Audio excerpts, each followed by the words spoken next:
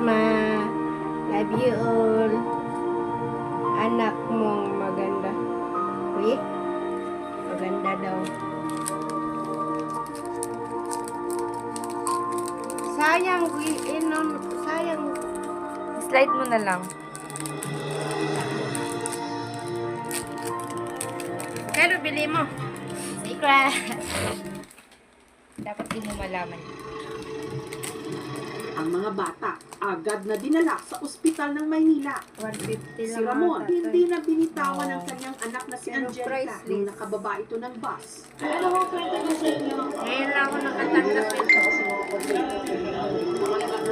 Mula noon Si hanggang Angelica, ngayon. 23 anyos na ngayon, nakatira grabe. kasama ng isa niyang anak sa Panbit, sa Bulacan. Akala po namin na mamamatay na po kami lahat kasi hawak po ni Sir Jun yung granada po. Yung kaliwang kamay, yung ba yun? Gulanda ba yung hawak niya, Mike? Mukhang yun nga, yun. May plaster, parang may plaster pa yata. Grabe Naalala ko lang po kasi yung nangyari po sa anak ko, na hindi po namin alam kung ano po yung gagawin namin. Kasi bilang magulang po, siyempre takot at kaba kung baka mamaya magpaputok po si Sir doon sa loob ng bus. Nagalit ako. Kasi bakit ginamit niya pa yung mga bata? Pwede naman siguro sa ibang paraan. Diba? Ang dami. Kumbaga, sinangkalan niya pa yung mga bata.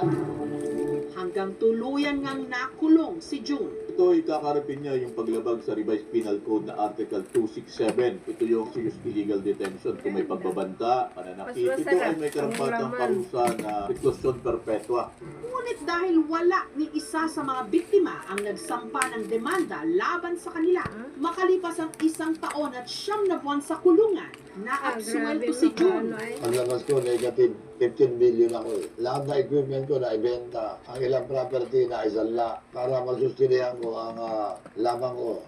Hanggang nag Action.